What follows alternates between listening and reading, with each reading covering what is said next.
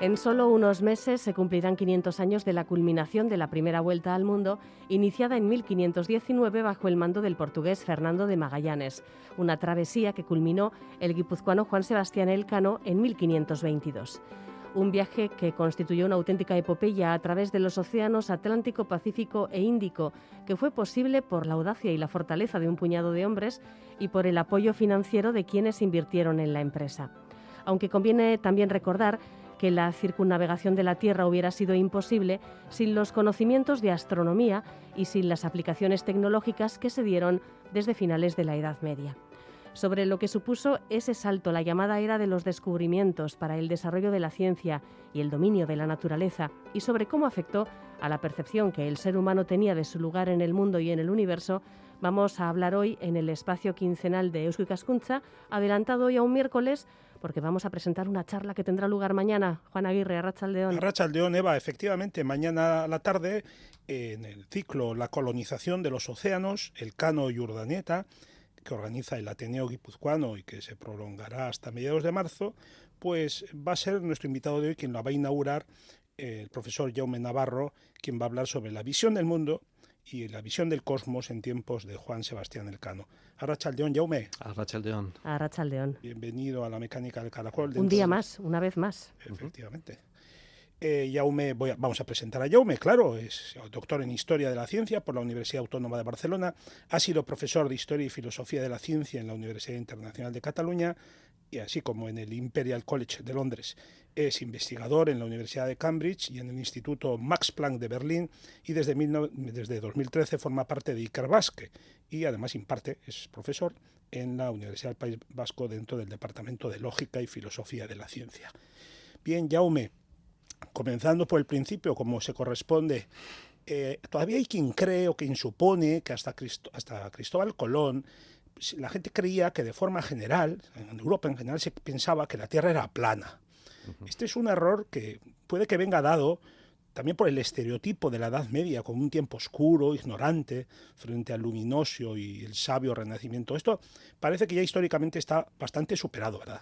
Esto sí, los historiadores hace muchísimo tiempo que ya nadie habla de la oscura Edad Media, que nadie habla de esta especie de mitos y leyendas, pero es interesante, como historiador, uno de los temas que me gusta investigar es de dónde salen estos mitos y estas leyendas, ¿no? Porque por mucho que la historia pues empiece a desmitificar estas cosas, pues algo que está en el imaginario colectivo como leyenda se mantiene y mantiene y mantiene, y esta es una de ellas, la del supuesto tierraplanismo de los medievales, ¿no? Que no deja de ser una de esas propagandas que nacen como casi todas, no todas, pero casi todas en el siglo XIX, ¿no? En el siglo XIX hay un historiador americano, Washington Irving, que acabará siendo embajador de Estados Unidos en España y que escribe, la verdad es que una historia de Colón muy, muy bien documentada. Él está en los archivos, hace un trabajo que nadie ha hecho hasta entonces, y en 1830 escribe el libro que en varios volúmenes, de la historia de la vida y viajes de Cristóbal Colón. Y es interesante porque, claro, escribir historia a principios del siglo XIX, insisto, con mucho material de archivo, y por tanto es un libro que vale la pena, pero está escrito medio novelada. Entonces, lo que introduce allí es que Cristóbal Colón va a los Reyes Católicos, les ofrece el proyecto de ir a las Indias por Occidente, y los Reyes Católicos dicen, vale, nos parece en principio bien, pero vamos a Salamanca a ver qué dicen los sabios, ¿no? Y entonces el escritor Washington Irving, lo que hace es poner a Colón con los dominicos fundamentalmente de Salamanca, y entonces narra cómo los dominicos, estos viejos oscurantistas, pues empiezan a hablar de que, bueno, que si las escrituras hablan de que la Tierra es plana, que si San Agustín había dicho, etcétera, ¿no? Bueno, esto es totalmente falso. ¿Qué pasa? Que durante más de 100 años esta es la única historia sobre Colón. Entonces, cualquiera que quería saber algo sobre Colón acude a ese libro. Y entonces el mito del tierraplanismo supuesto en la Edad Media pues se mantiene y se difunde y se difunde.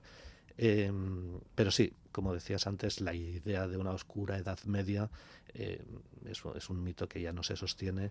Por ponerte un ejemplo, el año pasado salió un libro, The Light Ages, la Edad de la Luz, ¿no? Sería la traducción, que es un libro sobre la ciencia en la Edad Media.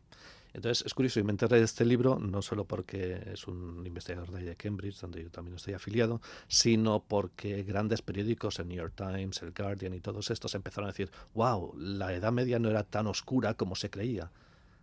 Ya se ve que eso es una manera periodística de anunciar un libro, porque todos sabemos que no era una oscura Edad Media, pero el título del propio libro, The Light Ages, la Edad de la Luz, es suficientemente atractivo como para vender una vez más la idea esa.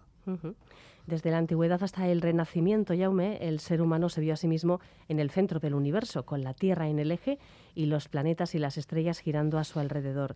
¿Cómo interpretaban ese cosmos geocéntrico la ciencia y la filosofía de aquel entonces? Déjame matizar la pregunta, si no te importa. Geográficamente, o digamos geométricamente más que geográficamente, sí, la Tierra estaba en el centro. Lo que pasa es que el centro, para la mentalidad medieval, para la mentalidad griega, no es un lugar privilegiado, ¿vale?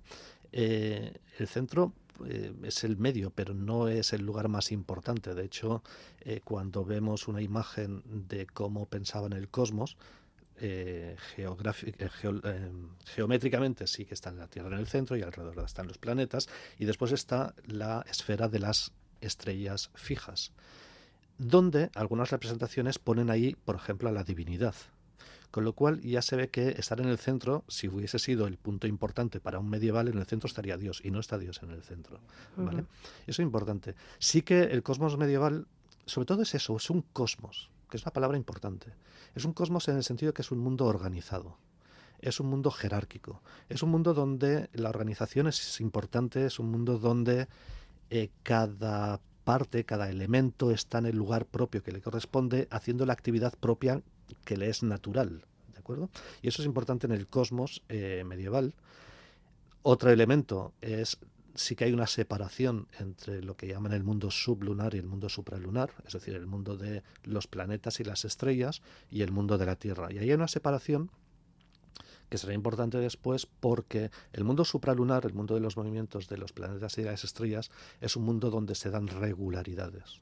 De ahí que la ciencia astronómica sea para un medieval la ciencia más propiamente ciencia, porque podemos ahí establecer unas regularidades y por tanto unas ecuaciones matemáticas sobre sus movimientos. En cambio, en el mundo sublunar, en el mundo de la Tierra, no se dan tanto esas regularidades y por tanto ciencia propiamente dicho no puede haber de la misma manera. Es el lugar de la contingencia, es el lugar de los cambios, es el lugar de la aleatoriedad, que no el caos, ¿vale? Pero sí de la aleatoriedad, vaya palabra me ha salido aquí.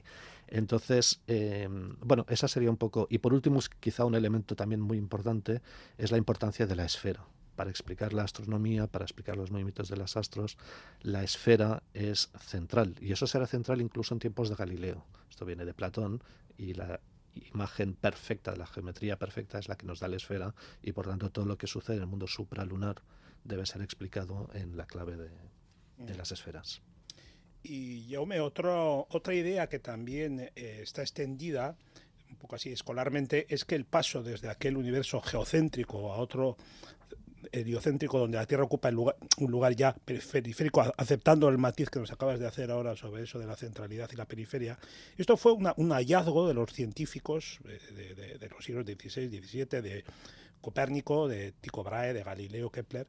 Sin embargo, esto también hay que matizarlo, porque ese tránsito desde el mundo cerrado al universo infinito del famoso libro de Coiré, esto venía también de más lejos. Sí, pero déjame una vez más poner un poco el entredicho. Me has citado a Coiré, Alexandre Coiré, que viene de Rusia y se establece en París, historiador de la ciencia de hace 100 años, que ha vivido en sus propias carnes la revolución soviética, y es quien acuña la idea de que hay una revolución científica. Ajá. La revolución científica es un constructo historiográfico que los historiadores, siguiendo a Coiré, han seguido durante muchas décadas, pero que en los últimos 30 años también está bastante en entredicho. ¿Por qué? Primero porque la revolución científica nos quiere subrayar la idea de antes y después. Quiere subrayar la idea de héroes y villanos. Quiere subrayar la idea de grandes genios de esa nueva ciencia, etcétera, ¿no? Y claro, como revolución, has hablado de Copérnico, Tycho Brahe, Galileo, Newton. Claro, como revolución, pues tardan 200 años. Como revolución es como un poco larga, Sí. ¿de acuerdo? 1543 a 1727 sería un poco la extensión de esa revolución, ¿no? Pero también se centra en exceso en la parte astronómica, en el paso del sistema geocéntrico al sistema heliocéntrico. Y evidentemente hay muchísimos más cambios y mucho más importantes, y algunos anteriores a ese cambio, que vale la pena destacar. Y en la charla de mañana enfatizaré un tema que es quizá bastante significativo, que Colón y después Magallanes y Elcano dan la vuelta al mundo en un mundo geocéntrico. O sea, mucho antes que el descubrimiento o la formulación de un sistema en el cual el Sol estaría en el centro. Con lo cual toda la astronomía, toda la tecnología necesaria, que no es poca, para esa empresa, es 100 años anterior que el Tratado de Galileo, ¿no? Y por tanto, esa centralidad que daba Coiré, y desde entonces, durante 60, 70 años, los historiadores de la ciencia, al cambio del geocentrismo al heliocentrismo, quizá es un poco exagerado, ¿vale? Háblanos de los astrarios, de los relojes astronómicos que simbolizan este mundo geocéntrico. El instrumento fundamental durante todo el medievo y también antes del medievo para la astronomía es el astrolabio, ¿no? El astrario, que es un aparato con el cual podemos medir dónde está el Sol, dónde están las estrellas y por tanto predecir los movimientos. Lo que sucede en el siglo XIV es un italiano que empieza a construir unas máquinas que serían los primeros como relojes, ¿vale? Que serían los astrarios. Y esos primeros relojes son unas máquinas que simulan los movimientos de los astros tal como los vemos nosotros. Esto es importante porque por primera vez puedes determinar a qué hora saldrá el Sol sin tener que mirar a las estrellas, lo cual, por ejemplo, si está en un lugar que está nublado, pues es muy útil, ¿no? Pero después introduce varios elementos, pero me gustaría subrayar dos. La idea de que el cosmos pueda ser como una máquina. Si vemos un astrario, si vemos un reloj posterior, eso está lleno de ruedas dentadas, de muelles, de poleas, etcétera, ¿no? Entonces, es un modelo que simula el cosmos como una máquina. Esto es nuevo, ¿vale? Esto es un cambio de mentalidad que nos va introduciendo la idea, que será después muy fundamental en el siglo XVI y XVII, hasta el XIX, de que el cosmos es como una máquina, incluso de que los animales, de que nosotros somos como una máquina.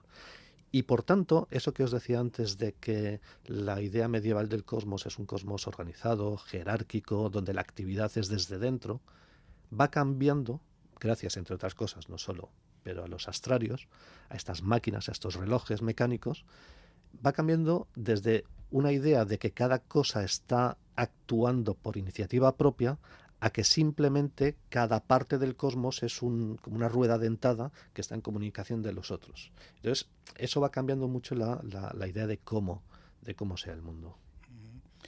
Y he leído una cosa que has escrito, Jaume, que me ha parecido muy sugerente, que es algo más que una metáfora.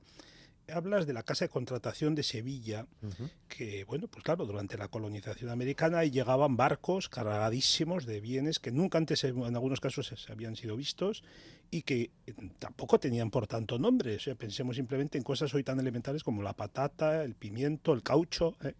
Entonces, ahí tú señalas como algo muy característico de la ciencia esta moderna, ¿no? En el sentido de que igual que la casa de contratación de Sevilla, hay que clasificar y hay que nombrar las cosas a partir de cero, ¿no? Sí, a ver, a veces me gusta exagerar con mis alumnos cuando les explico esto. Entonces, imaginemos que de repente pues encontramos extraterrestres. Caramba, esto sería un cambio de mentalidad, un cambio o que encontramos un nuevo planeta al que se puede ir y vamos y encontramos nuevas especies o nuevas minerales, etcétera. Entonces, sin exagerar mucho, eso es lo que pasa cuando se llega a las Américas, ¿vale? Y la cantidad de especies nuevas, de minerales nuevos, de especies, de razas humanas o de culturas humanas nuevas, etcétera, supone una oportunidad y un reto. El reto es clasificar, y clasificar no es una tarea inocua. Clasificar es una tarea que construye conocimiento. Todos hemos estado en situaciones en las que necesitamos ordenar una habitación por primera vez, o los papeles del abuelo, o lo que sea, ¿no? Y no sabemos por dónde empezar porque no tenemos un criterio claro, porque no existe un criterio natural, ¿vale?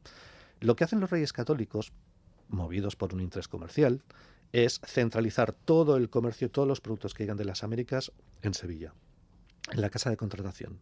Al hacer eso, se está haciendo no solo una cuestión comercial, sino también una cuestión epistemológica, una cuestión científica, si queremos llamarlo así, que es la de clasificar según nuestros intereses, y esto es una actividad de dominio sobre la naturaleza, porque clasificamos en función de la utilidad que le vemos, según las necesidades que tenemos, etc. Y ese poner control, ese poner dominio sobre la naturaleza es lo que de algún modo hará la ciencia posteriormente. Es clasificar no simplemente para conocer, sino para dominar. Es una actitud de control, de dominio, de poder sobre la naturaleza. Subrayo lo de la casa de contratación, y eso no es una tesis mía, es de un historiador, un tal Barrera, porque 100 años después, Francis Bacon, que es el gran canciller del reino en Inglaterra, habla de un lugar ideal que sería como la casa de Salomón, la casa en la que habría todo el conocimiento del mundo, y que algunos han visto allí como la predicción o la sugerencia de instituciones como la Royal Society o como la Académie des Sciences, las academias científicas, ¿no? Pero lo que argumentan algunos es que lo que está pensando Francis Bacon es en algo que ya existe, que es la casa de contratación como el lugar de centralización de todo el conocimiento.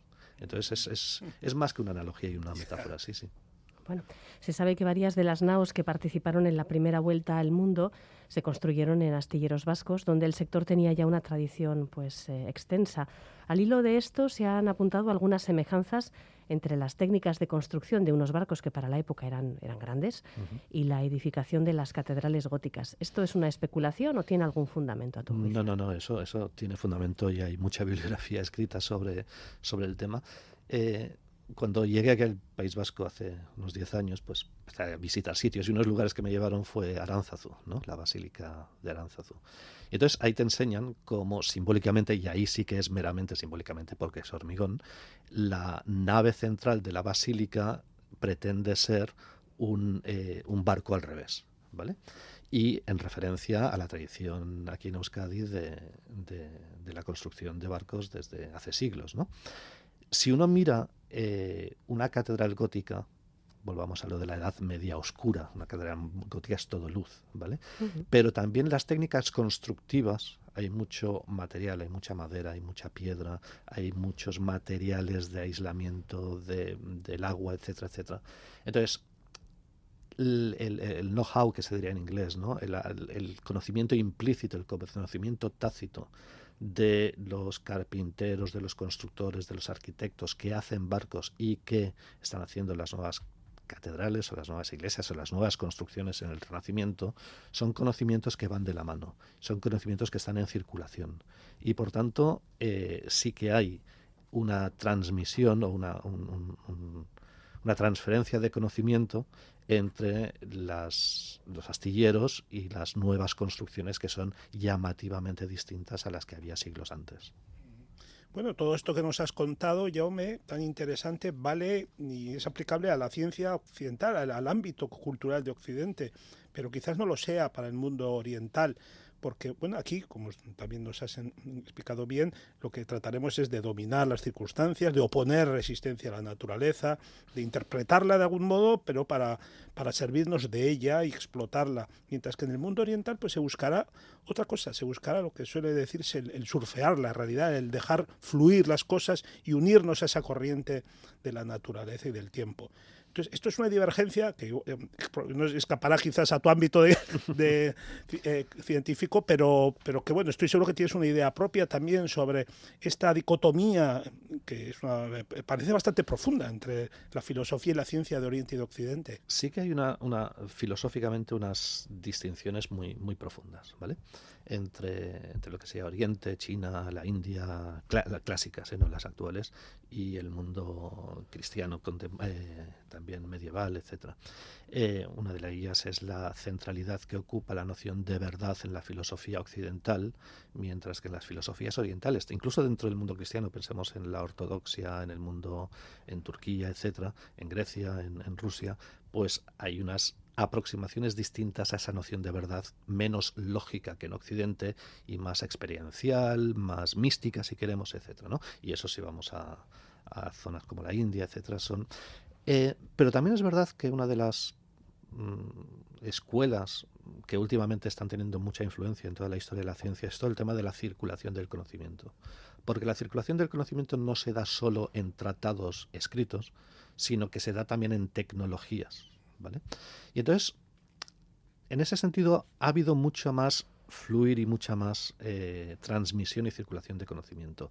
Un lugar que a veces algunos historiadores han mitificado mucho, pero que sí que es importante, lugares como Toledo, en el siglo XII, siglo XIII, lugares de convivencia, así se llamaba, donde convivían las tradiciones islámica, cristiana, judía, y ahí se dio una transmisión muy creativa de conocimiento que después dio lugar a muchas nuevas teorías en óptica, en tecnologías de construcción, etcétera, etcétera, ¿no? Y la última que me gustaría decir, lo comentábamos antes de empezar el programa, ¿no? La complementariedad. O sea, a mí me parece que es muy importante no hablar de ciencia en singular, sino en plural. Conocimientos acerca de la naturaleza, conocimientos tecnológicos, lo distinto que hay en Oriente y en Occidente, que se complementan. Y esa complementariedad también vale para, yo que me dedico a la historia de la ciencia, vale entre el pasado y el presente. Porque hay una tendencia que viene de la Ilustración, hablar de progreso, en el que lo nuevo subvierte lo viejo, en el que lo nuevo es mejor que lo antiguo. Y en la historia de la ciencia vemos como muchas veces abandonar una determinada teoría o una determinada técnica ha ido, sí, en beneficio de una de una línea de investigación muy particular, pero en detrimento de otras líneas de investigación. Y por tanto, esa complementariedad Oriente-Occidente de la que hablabas, y me gustaría también hacer un llamado para la complementariedad pasado-presente. Uh-huh. La conferencia Visión del Mundo en tiempos de Juan Sebastián Elcano abre un ciclo muy interesante que seguramente nos podrá dar lugar a nuevas charlas, Juan. Pues sí, esto es mañana, jueves, en el Coldo Michelena de Donosti, organizado por el Ateneo, y ahí estará Jaume Navarro para hablarnos de todo esto, que ya hoy nos ha dado un pequeño aperitivo a partir de las 7:30. Uh-huh. Gracias, Jaume. Gracias, Muchas Juan. gracias a vosotros. Venga, eskerrik asko. Agur. Agur.